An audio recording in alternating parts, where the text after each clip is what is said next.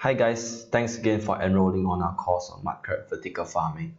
In the previous lecture, we have shown you the micro analysis of the business, meaning showing you the profitability of the business and how fast you break even for different configurations and what is the sensitivity on mortality and capital cost like. In this lecture, we will now look at the macro perspective in which we will understand the market forces and the competition and sort of the economics behind the mud crab business. So in the current industry, what are the current trends? In general, we see an insufficient supply of mud crabs. Secondly, we see a high demand from China, Japan, Singapore, Malaysia. We also see a dwindling supply from wild catchers, and how this export ban is going to affect some of the supplies that we see right now. And the fifth is what are the current development on hatchery and grow out. The current major producers we have for mud crabs in the market is actually China, Philippines, and even Vietnam. So the updated figures are Vietnam. China, despite being the top producer, they're one of the lowest consumption per capita. They are only consuming about 70 grams per capita. Whereas Singapore is what we call a mature market. It's actually consuming about 1 kilo per annum per capita. So this is what we call a mature market. If China were to grow to what we call a mature market like Singapore, it will probably consume much of the seafood production all in the global market. We also start to see an increasing demand in mud crabs, mainly manifested as the Southeast Asian economy continues to sort of bloom. And this is just a snippet of one of the news that I saw on Facebook. So what actually happens is some people are actually wiring money over to, like for example, Philippines or Indonesia without having the other party, and they had no previous history in the business. So sometimes people can be so desperate for supplies that are willing to sort of wire money to someone they have never met before, and obviously the crab never actually arrived in their location. So this is a reflection of what is the current status out there. We also start to see export ban. So export ban are mainly really applicable for countries like, for example, Australia, which calls for the ban for exporting mud crabs. Whereas Indonesia also started to ban crabs that are under 200 grams, and they do not allow exporting of females. So this is also true for other countries like Bangladesh or even India. That Sri Lanka also has to ban any exports that are under 300 grams. So how does this affect your business? Sometimes it can be bad news or good news, really dependent on who or which perspective you are looking at from. So for example, if you were from a farming country like Vietnam or Philippines, if they have ongoing export ban, for example, in Indonesia or Australia, this is actually good news for you because it means that there is a higher demand for your goods. But if you are like most of us in Malaysia that rely on the influx or import from Indonesia for crabs, you would generally find that what happens is Malaysia would then suffer from a lack of supply. And for those who are doing fattening, essentially you probably are fattening crabs that are obtained from the wild. And in this case, if you're doing that, an export ban will not help you because you're not able to obtain or sort of import water crabs from other countries. So that is how the export ban will actually affect your business. Do spare a moment to weigh the political risk. You do not want to be expanding in a country that might soon implement an export ban. For countries like Vietnam and Philippines, it doesn't really make sense for them to implement an export ban because they are producing in a sustainable manner. They are not relying on wild catchers to sort of to fuel for the kind of expansion. So what do we get when we see an increase in supply? Mainly due to export ban, declining crab population, and we see an increase in demand mainly from the Chinese consumption and the growth in Southeast Asia. We generally get what we call an increase in price. So as this happens, what we actually fear of is will this repeat what the iron ore industry has seen or even the oil and gas industry has seen, because increasing prices will actually entice more people going into this business. However, mud crabs are not really like the other industry whereby most of the technical issues have been formed and they just rely on increasing or what we call providing capital to expand. With mud crabs, we are still in a very early stage of the aquaculture business. We are still figuring out how to reduce mortality. So it's not likely the market is going to overheat with mud crab supply and resulting in a drop in prices. So we still see for the next 3 to 5 years, the prices will be continue to at least stay stable or further going to increase. So this is already what we have seen. The crabs are already, prices are already increasing. So this is retailing for about 22 US dollar per half a kilo. So that's like 50 US dollars per kilo in Singapore. And this is about 35 US dollar per kilo. And this is about 80 US dollar per kilo. So we see that the price are actually increasing year on after year. And not to mention, even festive season, you're going to see a further price hike of the nominal value above 45%. So I know that many of us have tried to use this system to achieve what we call a grow out system. But we have shown that growing out, you can only realistically achieve somewhere up to 300 gram size. Anything beyond that, it will be not economical due to the molting failure process. So what are the other options you can use with this vertical farm, for example? The firstly is what we are doing, which is crab fattening. We have shown you the ROI analysis that was presented earlier. You can also do what we call soft shell crab, but you need to be mindful of your high labor costs because of the frequent monitoring of the molting status. And there are generally no post-harvest mortality if you're dealing with soft shell crab. And the third type of system, which a lot of my students or more of my clients actually integrate in, is to what we call using RAS system to sort of increase the lifespan. So this is essentially being a trader while utilizing RAS to maintain the shelf life of the crabs. So what's the pros and cons of each of this business? So if you're doing crab fattening, I would say crab fattening still remains one of the most profitable and underexplored business model in mud crab farming business. However, your cons, you really need to know what you are doing in terms of technical risk, and you need to make sure that you are familiar with your suppliers, logistical route, and you also understand in-depth understanding of the RAS system.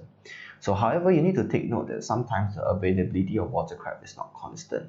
You have a lot of supplier risk in terms of, essentially, if you're going to spend X amount of money building your facilities, the supplier can decide to raise your price, and there's nothing really much you can do about it unless you buy from multiple suppliers. So that's what we call high supplier risk.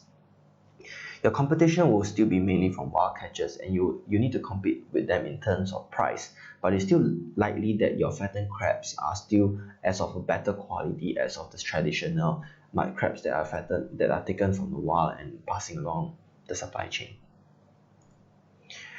Soft shell crab system, on the other hand, you generally get less competition because you can't really harvest soft shell crab from the wild, and there's also no post-harvest mortality. However, you need to understand that you need what we call economy of scale. You're going to need 3 to 4 workers and at least 5,000 units to be economical. However, the demand for soft shell crab is slightly lower than the live crab market. You're looking at specifically Japanese restaurant or some specific restaurant.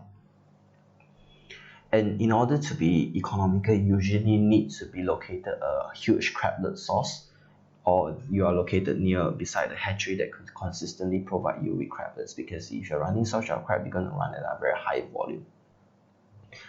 Your competition in this soft shell crab business is likely to be bigger groups. For example, since everybody knows that for soft shell crab, you require economy of scale. So usually what you'll see that your competition are usually big groups that have invested huge amount of money to be in this business. So retaliation is likely to be stronger, and they are likely to retaliate in a more defensive manner. For example, if you were to drop the price by 1 ringgit per kilo, they are likely to drop 2 just to outcompete you out of the market and re-raise price once you're gone. So most of the soft shell crab producers in Malaysia uses the cage, and this is popular in India and Bangladesh as well, that uses tide for water change. So soft shell crabs that are produced from RAS system have known to be better tasting due to the lower ammonia in the water. So it's really up to you to sort of try to find the correct market demand for your soft shell crabs that are produced with RAS systems. The third is to utilize RAS system as a form of life support. So one of the pros is really extend the shelf life of your crab and really reduces the risk of trading. Please note that even if you're from a perspective of a trader, trading mud crabs is very risky as well, because mud crabs are highly perishable. And utilize the full capability of RAS being not being based away from the coast, and you can be really close to the consumer. And most importantly, you are able to sort of guarantee price stability. What do we mean by price stability? You can sometimes hold crabs up to 2 weeks or sometimes even for a month. So what you could do is to purchase the crabs during excess supply and sort of match the excess supply to where you have high demand but no supply. So it also gives you the ability to access B2C market, because traditionally traders do not enter the B2C market is because the B2C has a lower volume and nobody really wants to hold so much of crabs. What are the cons? One of the biggest cons of running your RAS system and using it as a trading system is due to the influx of crabs, usually you get a lot of diseases in running your RAS systems, which is really hard to control. Generally, your competitors might be seafood traders that do not really have a holding facility. What they use is what we call a just-in-time inventory, and generally what they do is they'll take order 2 days to 3 days before the weekend, and they'll order it from another country, import it and redistribute. Nobody really wants to accumulate inventory, so what happens if the price increases? They would generally just stop trading. We're going to show you a quick video of the lobster industry, and you can see from this video that how RAS is applied to serve what we call a B2C market, and you can also see the rise of China and a lot of common topics that we have been talking about.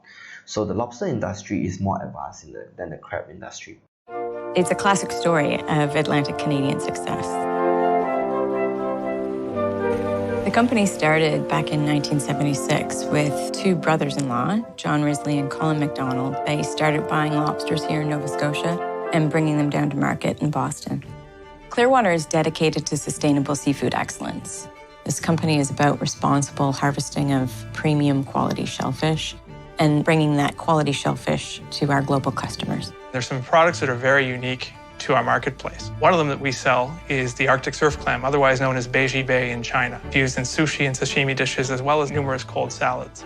The Chinese consumer demand for Canadian seafood products is unprecedented. Canadian lobsters are actually fished during the time of year when they're in their premium quality state. And then the dryland pound chills the lobsters to a winter state. So we can supply the Chinese market with lobsters as if they were plucked out of the ocean during the time of year when they are fully meated and hard shell.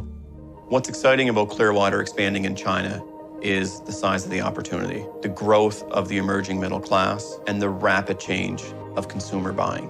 Already that country, given their population base, eats the most seafood in the world. They already account for over 35% of the world's consumption of seafood, and that's projected to grow by almost 10% over the next 5 years. Tmall is an opportunity that came to Clearwater Seafoods. We've historically been a business-to-business focused company selling our products to restaurants and food service establishments around the world. Being on Tmall, we're reaching customers today that we haven't reached before. Within a few minutes, you can order something and get it at your door. I never thought that that would happen in frozen seafood. The Tmall flagship store is important to us because it gives us a platform to highlight our products, but also tell the story behind the products. It's there that we can talk to consumers about how we sustainably harvest the resource, that it comes from the fresh waters of the North Atlantic, that we do everything on board the vessels to keep the product quality at its highest state until it's eaten by consumers when it gets to China. Tmall's been a great partner for that, and we're looking forward to growing with them in the future. So lastly, I want to then emphasize again the possibility of using a RAS system to serve the B2C market. So as we can see in the earlier video, that the vertical farm really enhances the retail experience, and you're able to fulfill what we call low quantity purchase and charge at premium. Essentially, you're moving the risk towards your side. And how do you mitigate that risk? Using RAS systems. So apart from the general B2B business, how do you target the B2C business? One of the best ways is what we call social media. So this is some of the cases that we have run that bring in a lot of ROI in terms of marketing on Facebook. So if you're trying to sell clothes or some other accessory on Facebook, it remains very competitive because a lot of people are doing it. But if you're trying to sell crabs and consumers, there are not a lot of people who's trying to do this, and generally Facebook would not charge you a very high cost in terms of marketing fee. So that's all for this chapter.